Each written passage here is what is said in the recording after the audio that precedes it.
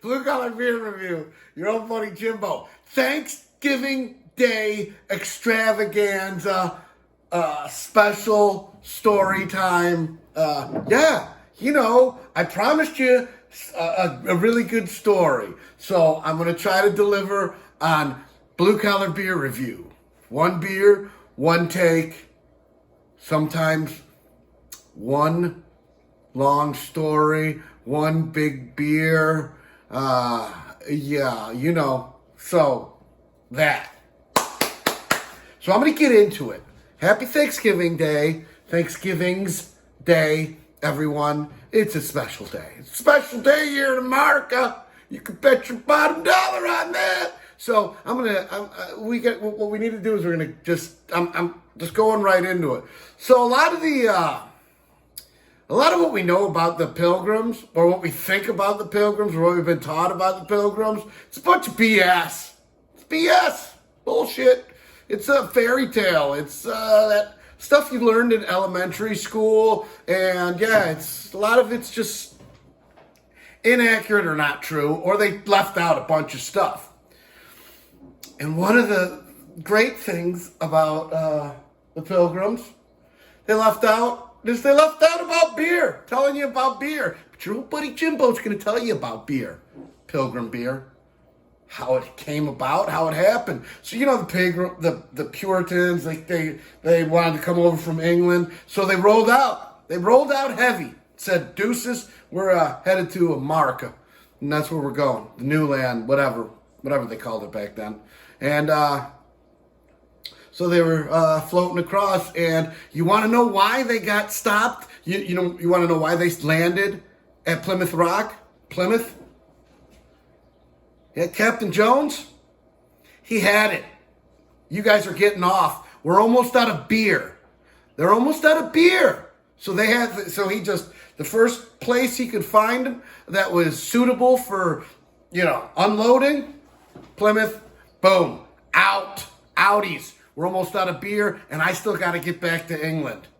And he was like, so he dropped them off, noped out, went back to England, because if you're out of beer on a ship, you die, because they were all allowed 1 gallon per day per passenger and per crew member of beer. And they drank beer because their water was ass. Their water was unsafe, especially, on their farms and stuff and all that. In England, water was bad, so they made beer.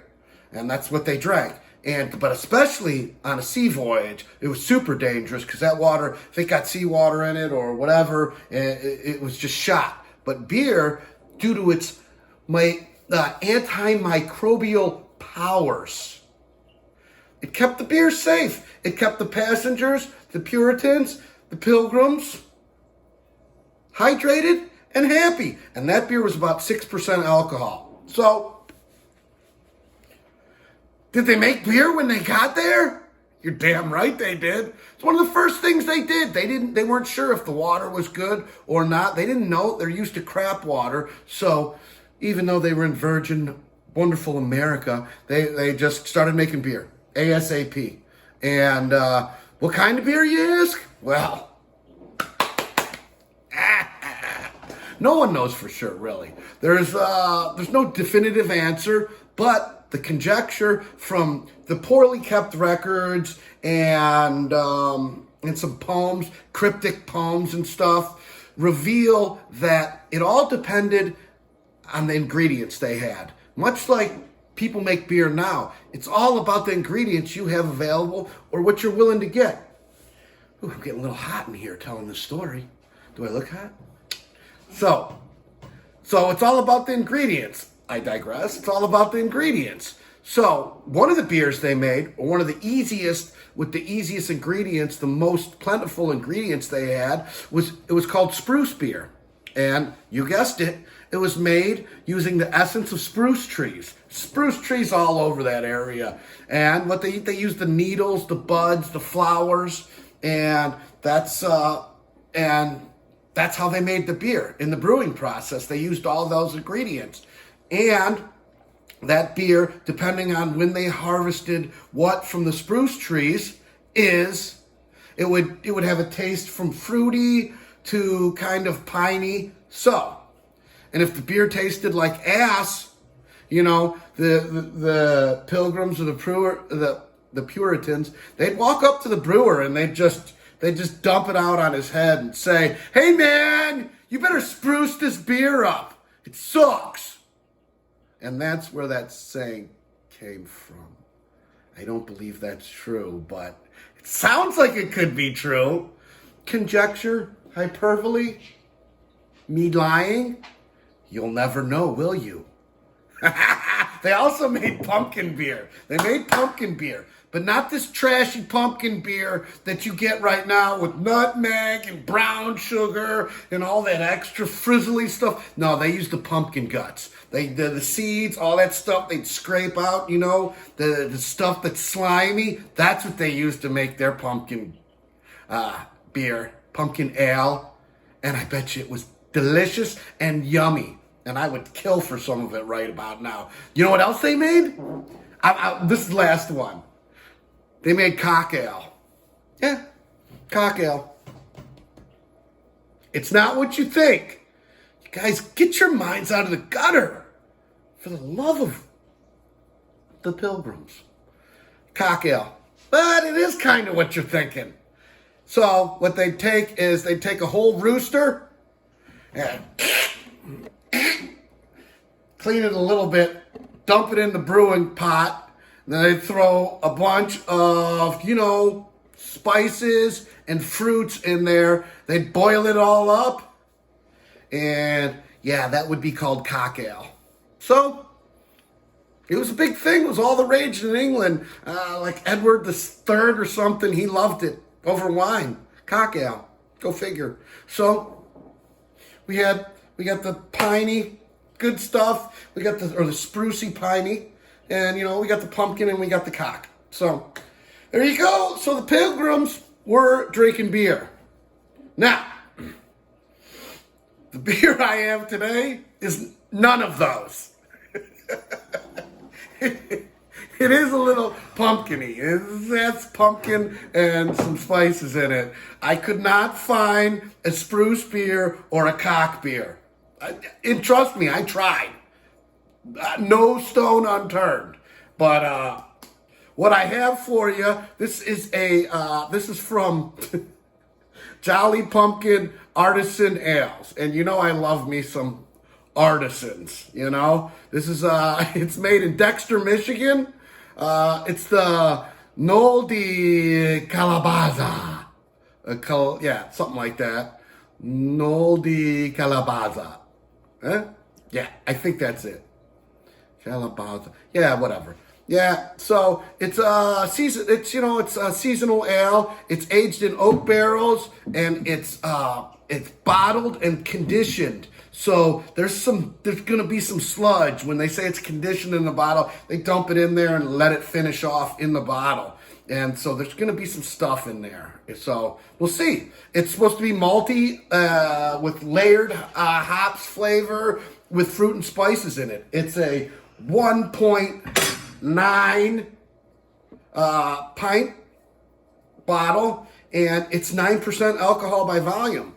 So big beer, not biggest beer, but still big beer because I'm cooking right now and I got to get it on.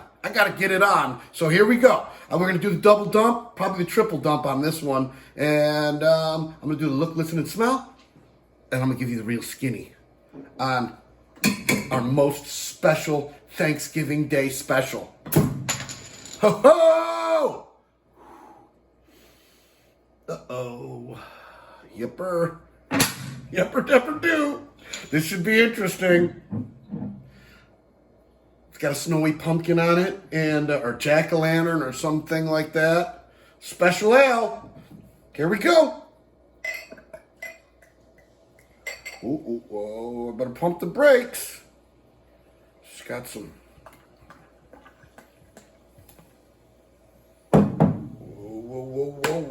Whoa. I'm going to smell it.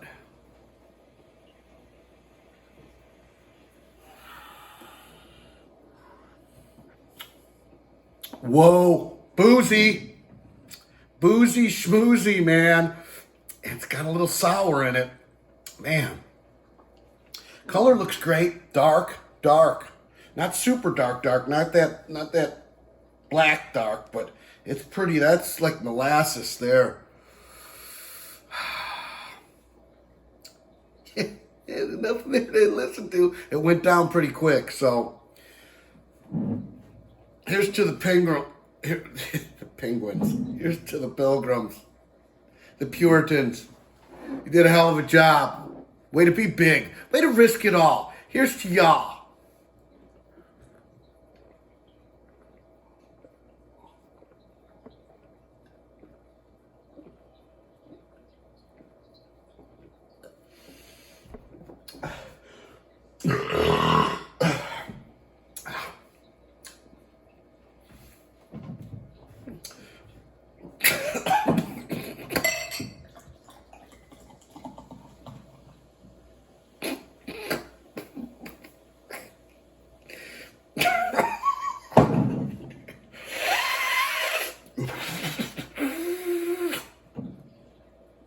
Fucking artists. Sorry. Artisans. Artisans. Mm. Mm.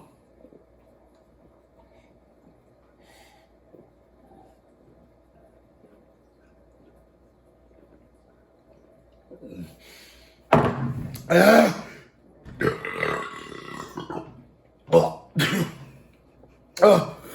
Oh my God. Don't drink this beer. Don't drink this beer. This beer tastes like vinegar and ass. Yeah. This didn't go like I thought it would. It was... This is special bad. This is special bad ale. Jolly Pumpkin Artisans, you suck. Dude, way to ruin it. Dude, I thought this was gonna... This has got rotten pumpkins and vinegar. That's what this beer should be called. Rotten pumpkin vinegar beer. Bad beer. Bad. Ruiner. This is the ruiner. Jimbo out.